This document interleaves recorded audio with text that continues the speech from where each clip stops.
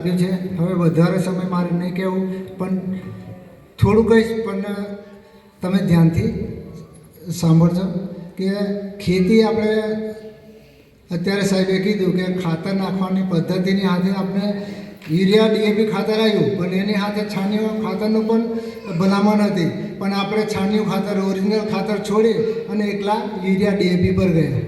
બરાબર. એટલે જે મૂળ પાયાની વસ્તુ એ જ છોડી દીધી, એટલે જમીન પછી આપણી બગડતી જાય. એટલે સૌપ્રથમ તો આપણે હવે જે યુ ટર્ન મારીને દિશા બદલવાની છે, પ્રાકૃતિક તરફ વળવાનું છે, તો દિશા બદલી અને છાણિયું ખાતર સીધું આપણે ખેતરમાં નાખવાનું નથી, એને બરાબર કોવડાવી દેવાનું છે. કાં તો પછી બજારમાં બેક્ટેરિયા મળે છે એ પણ નાખીને પૂરેપૂરું કોવડાવી દઈએ, જેથી કરીને પૂરેપૂરું કોવડાવશું તો આપણને 2 ખર્ચા બચી જશે. કયા? તો કે એક તો નિંદામણનો પ્રશ્ન, નિંદામણ તમને ઓછું મળશે, ખેતરમાં ઓછું આવશે, એટલે નિંદામણનો ખર્ચ ઓછો થશે. બીજું કે ઉધઈ, મૂર્ખાઈ જે લાગે ને, ઉધઈ આવતી તો કાચો આપણે ખાતર નાખીએ ખેતરમાં, એટલે રાણા હોય અને તુવરની કરંટ કે કપાસની કરંટ, એનાથી ઉધઈ આવે. એટલે આ 2 પ્રશ્ન હલ થઈ જશે. બરાબર. અને ખાતર એકદમ ખોવાઈ ગયેલું હશે તો આપણે ખેતરમાં વાપરવાની પણ સરળતા રહેશે. એટલે ધારો 5 માણસ કામ કરતા હશે તો 2 માણસ પણ આપણે કામ કરી શકીએ, તો એ પણ આપણે એક બચાવ ગણો કે પછી સરળતા ગણો. બરાબર છે. તો આ પ્રમાણે આપણે છાણિયા ખાતર પર ભાર વધારે મૂકવાનો છે ને રાસાયણિક ખાતરો ઓછા નાખવાનું છે. પણ આપણે અત્યારે શું કરીએ, મારું ખેતર સારું દેખાતું હોય તો બાજુવાળાને ખબર પડે કે આનું ખેતર કેમ સારું, એકદમ લીલોતરી છે, તો એ 2 થેલી નાખીએ છીએ. મારા ખેતરમાં તો નાખતો જ નહીં, પણ 2 થેલી નાખીએ છીએ એટલે બાજુવાળો કેટલી 2.5 થેલી તો નાખે. એટલે આમ આપણે આંધળું અનુકરણ કરીએ, પણ આપણે ખાતર બિલકુલ ઓછું નાખવાનું છે, ધીમે ધીમે ઓછા કરતા જવાનું છે. બરાબર. તો છાણિયું ખાતર આપણે બરાબર ખોળાવી દઈએ, સેન્દ્રિય ખાતરો વાપરીએ, અને જે 5 આયામો છે પ્રાકૃતિક કૃષિના, એમાં તો અગાઉ વાત થઈ ગઈ જીવામૃત. હવે એ સાહેબે કીધું કે એકલા જીવામૃતથી ચાલશે નહીં, ઘન જીવામૃત આવશે. અને સાહેબે કીધું કે આ સંજયભાઈ સાહેબે અત્યારે જ કીધું કે આપણે ઉનાળામાં લગ્ન સિઝન આવે છે, અને એમાં લગ્નમાં આપણે જતા હોય છે, એ ટાઈમે આપણે ખાતરને બરાબર સૂકવી દેવાનું છે અને પાવડર બનાવી દેવાનું છે ને એમાં જીવામૃત ભેળવી અને એને પછી આપણે બેગમાં ભરી દેવાનું છે. બરાબર. તો આપણે આ 2 જ વસ્તુથી એટલું ચાલશે નહીં, એની સાથે સાથે આપણે પછી જૈવિક જંતુનાશક દવાઓ તો તમારે A to Z કોઈ પણ જીવાત માટે આપણે ઘરે બનાવી શકીએ, બજારમાંથી લાવવાની જરૂર નથી. અત્યારે તો આપણે તાલીમો ચાલી રહી છે, દર પંચાયત દીઠ દરેક પંચાયતમાં 4 તાલીમો ચાલી રહી છે. ખેડૂતોએ ત્યાં જવું જોઈએ અને જે માર્ગદર્શન આપે છે FMT, farmer master trainer, technical master trainer, એ બધું ધ્યાનથી સાંભળજો ને લિટરેચર પણ તમને આપે છે. બજારમાં આપણે ખૂબ સુગમ દોડીએ એમ, ખરેખર બજારની દવા આજે મેં 3 વર્ષથી બજારમાંથી લાવતો નથી, એક પણ ટીબું લાવતો નથી, અને છતાં અમે ખેતી કરી શકું. અને જે મારી બાજુમાં જ, એટલે મારા કાકાના છોકરાનું એગ્રો સેન્ટર છે, હું એને ક્રોસ નહીં જતો, એ તો એનો બિઝનેસ છે. બરાબર છે. એ BRS કરેલો, ભણેલો છે, એનો ધંધો છે. બરાબર. પણ અત્યારે જો એમનો પાક અને મારા પાકમાં આપ જમીનનો ફેર છે. શું છે, મેં એક તો રાસાયણિક ખાતર નહીં નાખતો અને રાસાયણિક દવા એક પણ ટીપું બહારથી લાવતો નથી. ઘરે દરેક જાતની જે રોગ જીવાતો છે એનું નિરાકરણ લાવી દઈએ છીએ, અને એ કંટ્રોલ આવી જાય છે. પહેલાં ફોટો પાડવાનો, પછી એને સ્પ્રે કરવાનો, અઠવાડિયામાં એનું રિઝલ્ટ મળવું જોઈએ, કોઈ પણ રોગ હોય. પછી ચાહો તમે એમાં ખેતરમાં લીલોતરી જુઓ. હવે હું ઉનાળામાં ગવારને ચોળીની વાત, સાહેબે કીધું કે ગવારને ચોળીમાં જે દવાનું પ્રમાણ બહુ ઓછું જોઈએ. બરાબર. હવે ગવારને ચોળીમાં એવું, અને આપણે પાછા શું કરીએ, સાહેબે અત્યારે બહુ સરસ કીધું કે આ ભાવ સારા નહીં મળતા, પણ વાવેતર આવે, 6ઠો મહિનો આવે, વરસાદ પડે એટલે બધા ટામેટી રોપવા માંડે, મરચી રોપવા માંડે, રીંગણ રોપવા માંડે. આપણે 15 દિવસ પહેલાં કેમ ના સાચવીએ? પાણી પ્રમાણે, અગાઉ પેલા સાહેબે, રમેશભાઈ સાહેબે સરસ વાત કરી કે પાણી પ્રમાણે પાકનું આયોજન કરવું. ઉનાળામાં પાણી ઓછું હોય તો નીક દ્વારા નીક પાડી દો, અને એમાં પાણી આપીને પછી તમે રીંગણ ઉછારી દો, ટામેટાં ઉછારી દો, મરચી ઉછારી દો 20 દિવસ પહેલાં, તો તમારા શરૂઆતમાં 10 બિલો એવા આવશે કે પાવરફુલ આવી જશે. બરાબર.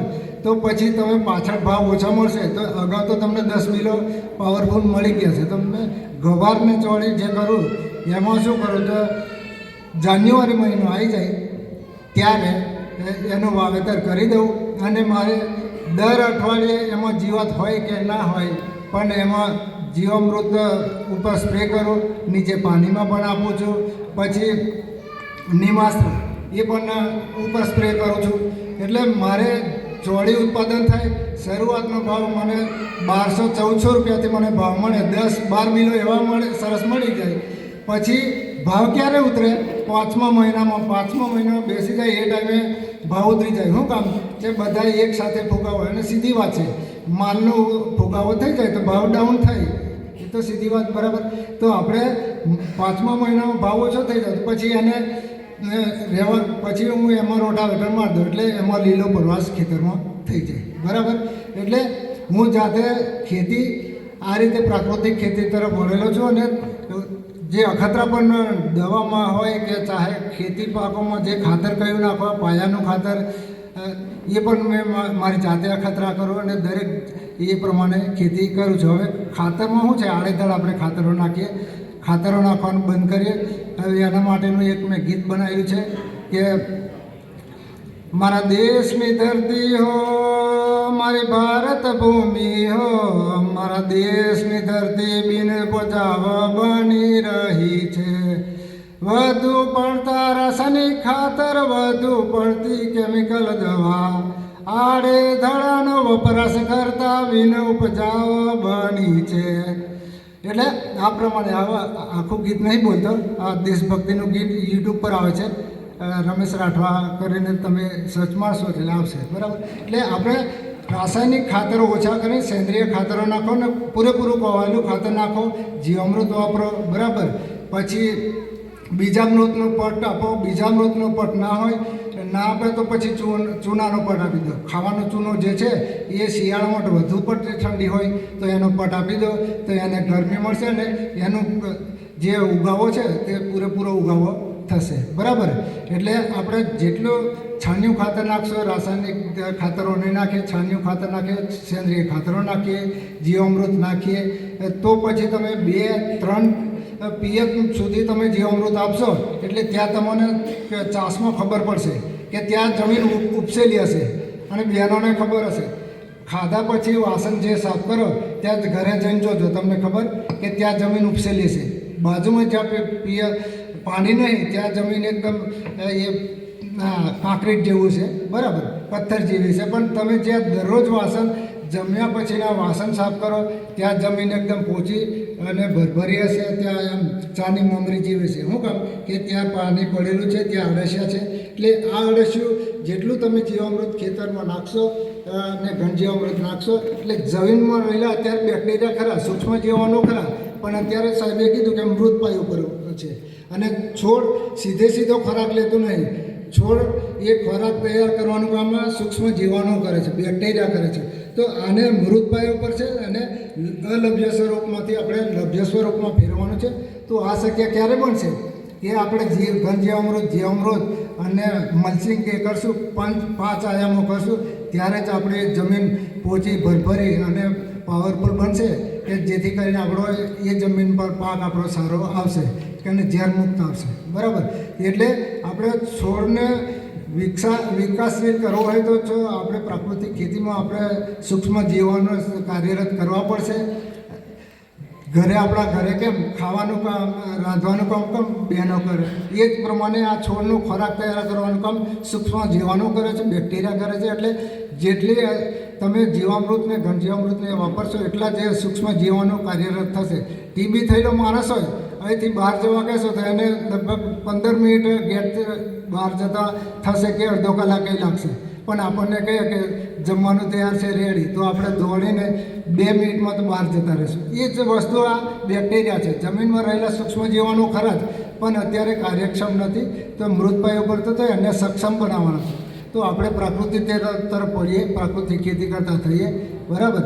કે ઓછી જમીન હોય તો વીઘાથી કરીએ, અડધા વીઘાથી કરીએ, બરાબર. ખાવાનું છેવટે કિચન ગાર્ડનથી આપણે ચાલુ કરીએ, શાકભાજીથી ચાલુ કરીએ કે અને અહીંથી આજનો પરિસર ખેડૂત આપણો પ્રાકૃતિક કૃષિ પરિસંવાદ છે. તો અહીંથી આપણે પ્રેરણા લઈને જઈએ કે હવે આજથી હું ઘરે મારે ખાવા પૂરતું પણ હું પ્રાકૃતિક ખેતી કરીને હું ઝેર વગરનું ખાઈશ અને મારી ધરતીને 5 ગુઠા જમીનને ઝેર નહીં આપું એવી પ્રેરણા લઈ અને અહીંથી બધા ખેડૂત ભાઈઓ નીકળે એ મારું સજેશન છે. બસ વધુ સમય ન લેતા મારી વાણીને વિરામ આપું છું. જય જવાન, જય કિસાન, જય જય ગરવી ગુજરાત, ભારત માતા કી જય.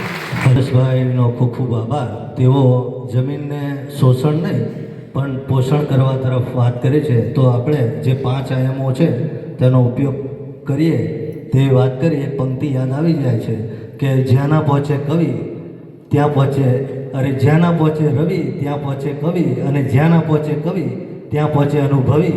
તેમ પોતાના અનુભવોની તેઓએ વાત કરી અને આપણી